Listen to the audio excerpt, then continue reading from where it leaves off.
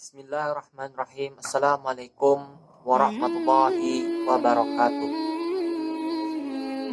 Innal hamdalillah nahmaduhu wa nasta'inuhu wa nastaghfiruh wa na'udzu billahi min syururi anfusina wa min sayyiati a'malina.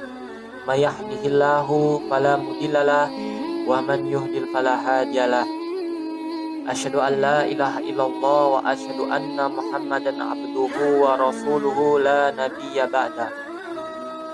Rabbi israhli sadri wa yassirli amri wa hlul 'uqdatam min lisani yafqahu qawli, amma ba'd. Alhamdulillah puji syukur kehadirat Allah Subhanahu wa taala, yang mana pada kesempatan kali ini saya dapat menyampaikan dan memaparkan ilmu atau materi terkait mata kuliah tafsir ayat dan hadis ahkam.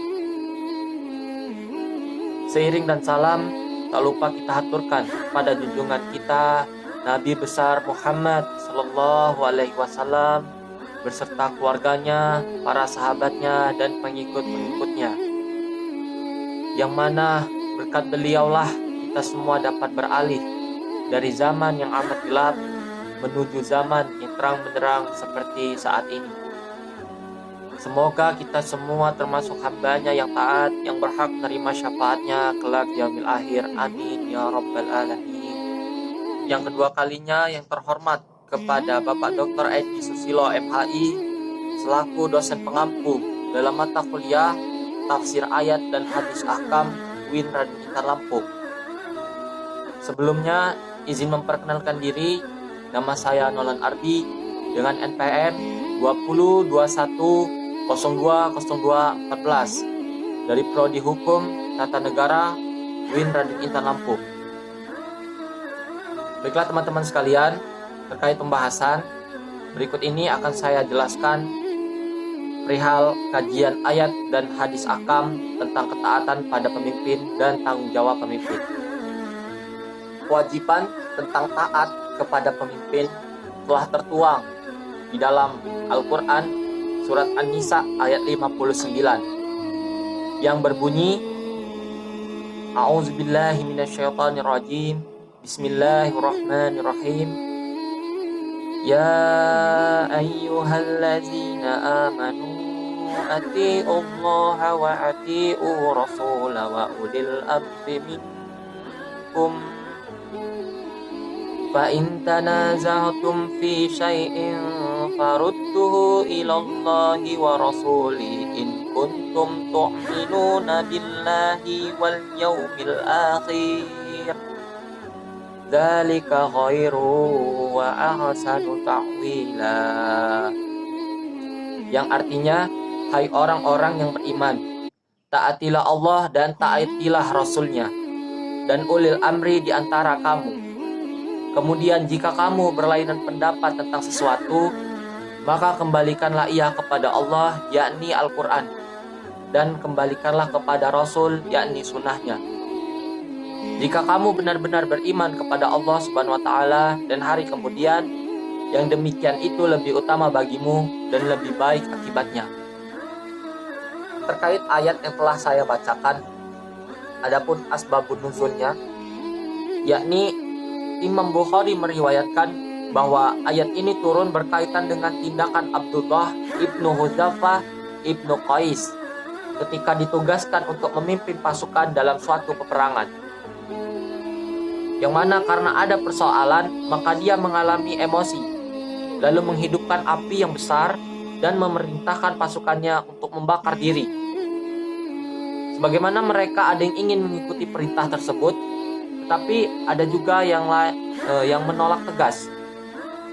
Maka ayat ini pun turun dan memerintahkan jika terjadi pertengkaran atau terdapat sengketa, maka kembalikanlah putusannya hanya kepada Allah dan Rasulnya.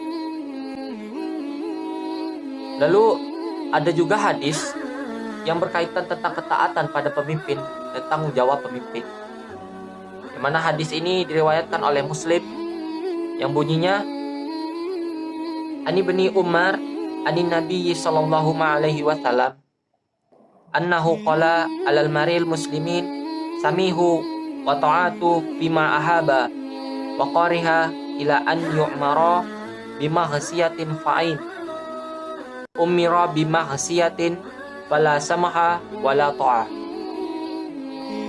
Dari Ibnu Umar radhiyallahu anhu, dari Nabi SAW bersabda, wajib atas seorang muslim mendengarkan dan taat pada pemimpin, baik dalam hal yang ia suka maupun yang ia benci, kecuali jika diperintahkan melakukan maksiat, maka tidak wajib mendengarkan dan mentaatinya.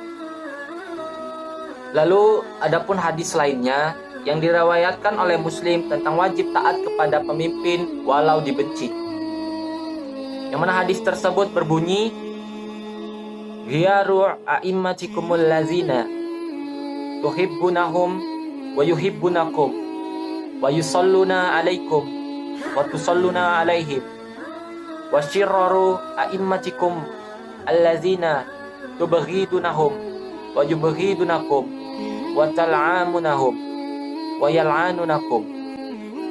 Kila ya Rasulullahi afala munabbiduhum bil syafi' faqala lama aqamu fikum salata. Yang artinya, sebaik-baik pemimpin kalian adalah pemimpin yang kalian cintai dan mereka mencintai kalian. Kalian mendoakan mereka dan mereka pun mendoakan kalian. Seburuk-buruk pemimpin kalian adalah pemimpin yang kalian benci dan mereka pun membenci kalian. Kalian melaknat mereka dan mereka pun melaknat kalian. Lalu para sahabat bertanya, wahai Rasulullah, bolehkah kita menyatakan perang kepada mereka ketika itu? Maka beliau menjawab, jangan, selama mereka mengerjakan sholat di tengah-tengah kalian. Maka teman-teman sekalian, dari ayat dan hadis yang telah saya sampaikan, terdapat kandungan hukum terkait ayat dan hadis tersebut. Yang mana yang pertama ialah setiap orang mukmin wajib taat kepada pemimpin yang dipilih, baik dia orang yang disukai atau yang dibenci, siapapun orangnya dan apapun juga status sosialnya. Lalu yang kedua, ulil amri adalah para imam, penguasa, hakim, dan semua orang yang memiliki kekuasaan yang syar'i, bukan kekuasaan yang diktator. Yang ketiga, batas ketaatan kepada pemimpin adalah selama memerintahkan kebaikan dan tidak menyuruh berbuat maksiat. Jika pemimpin menyuruh maksiat, maka tidak wajib lagi ditaati pemerintahan. Dan yang keempat, setiap pemimpin akan dimintai pertanggungjawaban atas kepemimpinannya, baik itu di dunia maupun di akhirat kelak. Yang kelima, setiap muslim wajib menyampaikan kebaikan dan melarang kezaliman kepada pemimpin dengan cara yang santun dan etis, tidak dengan cara yang kasar dan dibarengi dengan kemarahan. Lalu yang keenam, jika pemimpin yang dinasehati masih melakukan kezaliman, maka tetap diingatkan dengan santun dan tidak boleh dengan cara yang memberontak, karena pemberontakan dilarang dan sangat menyebabkan kerusakan yang lebih besar lagi. Teman-temanku sekalian, dari materi yang telah saya sampaikan, adapun kasus penelitian yang akan saya sampaikan kepada teman-teman sekalian.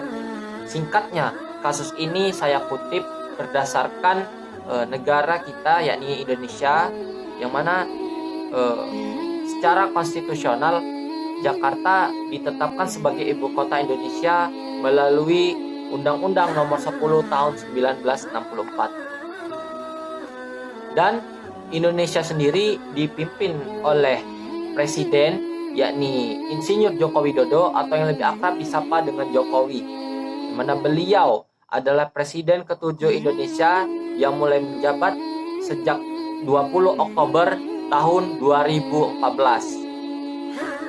Jokowi sendiri menjadi presiden Indonesia pertama sepanjang sejarah yang bukan berasal dari latar belakang elit politik atau militer Indonesia.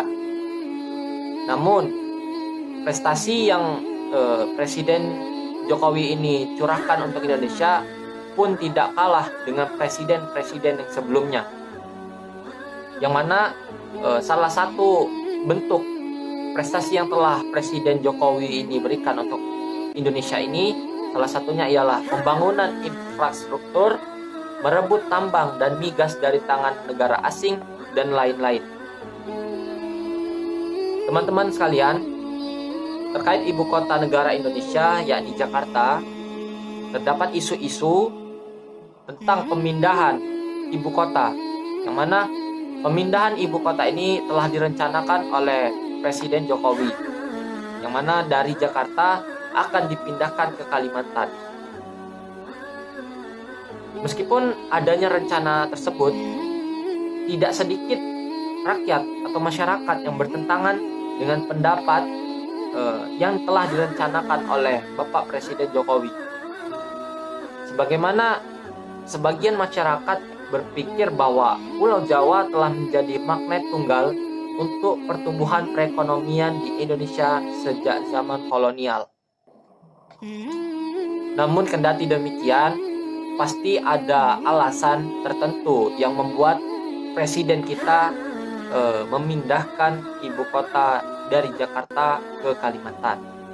Sebagaimana pemindahan ibu kota negara Indonesia dari Jakarta ke Kalimantan itu direncanakan karena banyaknya masalah di ibu kota yang menjadi faktor pendorong dan kondisi Kalimantan yang dinilai lebih ideal untuk menjadi ibu kota yang baru. Memang pemindahan ibu kota negara akan membutuhkan biaya yang sangat besar, tetapi apabila ibu kota tidak dipindahkan, kerugian yang dirasakan akan jauh lebih besar, terutama dalam jangka panjang. Dengan demikian akan lebih baik apabila pemerintah merealisasikan rencana pemindahan ibu kota untuk meminimalisir kerugian. Hal tersebut saya dapatkan berdasarkan kutipan salah satu pemerintah. Nah, teman-temanku sekalian, terkait kasus penelitian telah saya paparkan secara singkat. Adapun analisis kasus, bahwa perkara yang paling asasi ditekankan oleh Al-Quran dan Sunnah dalam proses mewujudkan dan melahirkan pemerintahan Islam adalah soal kepemimpinan. Adapun menurut Quraish Shihab, imam dan khalifah merupakan dua istilah yang digunakan Al-Quran untuk menunjukkan pemimpin. Kata imam diambil dari kata amma ya'umu yang berarti menuju dan meneladani. Sedangkan kata khalifah berakar dari kata khalafah yang pada mulanya berarti di belakang. Kata khalifah seiring diartikan pengganti, karena yang menggantikan selalu berada di belakang atau datang sesudah yang digantikan. Maka kita selaku rakyat harus tahu akan hal-hal tentang dasar-dasar yang perlu dimiliki oleh pemimpin. Yakni yang pertama, kita tidak boleh mengambil orang kafir atau orang yang tidak beriman sebagai pemimpin bagi orang-orang muslim. Karena bagaimanapun akan mempengaruhi kualitas keberagaman rakyat yang dipimpinnya. Bagaimana firman Allah dalam Al-Quran surat An-Nisa ayat 144. Yang kedua, tidak mengangkat pemimpin dari orang-orang yang mempermainkan agama Islam. Yang ketiga, pemimpin harus mempunyai keahlian di bidangnya terkait pemberian tugas atau wewenang kepada yang tidak berkompeten akan mengakibatkan rusaknya pekerjaan bahkan organisasi yang menaunginya. Lalu yang keempat, pemimpin harus bisa diterima mencintai dan dicintai umatnya, mendoakan dan didoakan oleh umatnya. Yang kelima, pemimpin harus mengutamakan, membela, dan mendahulukan kepentingan umat atau rakyat, menegakkan keadilan, melaksanakan syariat, berjuang menghilangkan segala bentuk kemungkaran, kekufuran, kekacauan, dan fitnah. Sebagaimana firman Allah yang tertuang dalam Al-Quran surat Al-Maidah ayat 8. Lalu yang keenam, pemimpin harus memiliki bayangan sifat-sifat Allah Subhanahu wa Ta'ala yang terkumpul dalam Asmaul Husna dan sifat-sifat Rasulnya.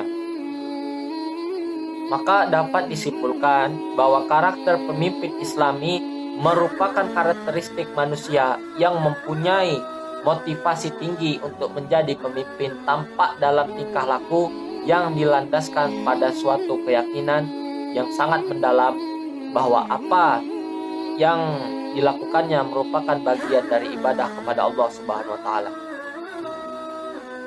Pemimpin merupakan suatu panggilan yang sangat mulia dan perintah dari Allah yang menempatkan dirinya sebagai makhluk pilihan, sehingga tumbuh dalam dirinya kehati-hatian, menghargai waktu, hemat, produktif, dan memperlebar sifat kasih sayang sesama manusia.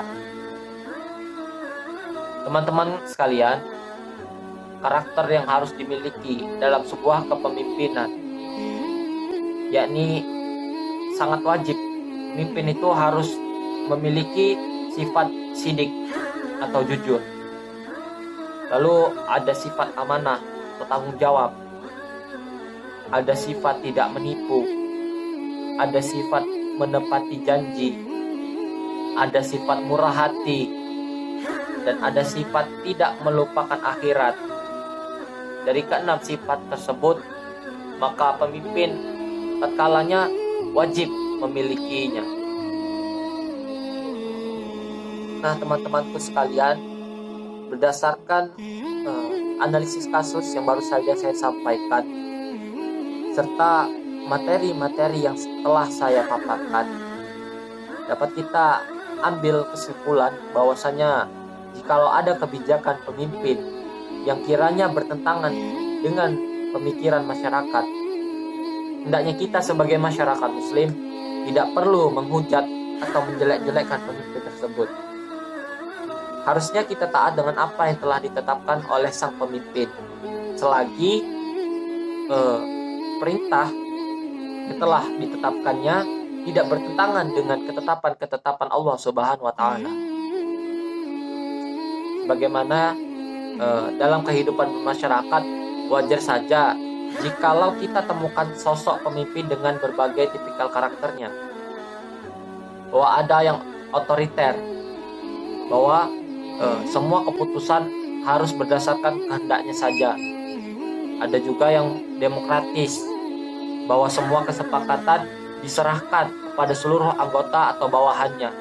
Bahkan ada juga yang sama sekali tidak peduli atau tidak bisa memberikan solusi, namun juga tidak berusaha untuk mencari solusi atau jalan keluar daripada persoalan yang telah dihadapi. Teman-temanku sekalian, oleh karenanya ketika kebijakan tidak sesuai dengan keinginan anggota atau masyarakat, maka hendaklah sudah dipastikan bahwa saat ini, di zaman sekarang ini, pemimpin yang merencanakan sesuatu namun tidak sesuai dengan keinginan masyarakat, pastinya pemimpin itu akan mendapatkan ocehan dari masyarakatnya atau orang-orang yang dipimpinnya. Hal seperti ini tentunya dilarang dalam Islam. Bagaimana kita harus menggarisbawahi bahwasanya menjadi seorang pemimpin bukanlah hal yang mudah, karena semuanya penuh akan tanggung jawab, baik itu tanggung jawab di dunia maupun tanggung jawab di akhirat kelak. Jadi bahwa mencaci, mengolok-olok pemimpin, hal tersebut sangat tidak dibenarkan dalam Islam. Sebagaimana hadis yang diriwayatkan dari Abu Bakar, di mana saya mendengar Rasulullah Shallallahu Alaihi Wasallam bersabda, barang siapa yang menghina pemimpin Allah di bumi, maka Allah akan menghinakannya. Hadis riwayat Tirmidzi. Maka dari sinilah kita tahu bahwa betapa besar peran pemimpin di bumi ini, hingga Allah sangat menjaganya dan memuliakannya. Untuk itu, maka hormatilah pemimpin, taatilah pemimpin, jangan kita menghina apalagi merendahkannya. Justru kita harus mendoakan pemimpin agar pemimpin tersebut menjadi orang yang baik, orang yang adil, orang yang berpegang teguh dengan ajaran Al-Quran dan Sunnah. Dengan ini, insya Allah, negara kita akan damai dan terus dilindungi oleh Allah Subhanahu wa Ta'ala. Baik teman-teman sekalian, mungkin itu saja materi yang dapat saya paparkan dan dapat saya sampaikan kepada teman-teman sekalian. Lebih kurangnya mohon maaf, kepada Allah saya mohon ampun. Saya akhiri. Wabillahi taufiq wal hidayah. Wassalamualaikum warahmatullahi wabarakatuh.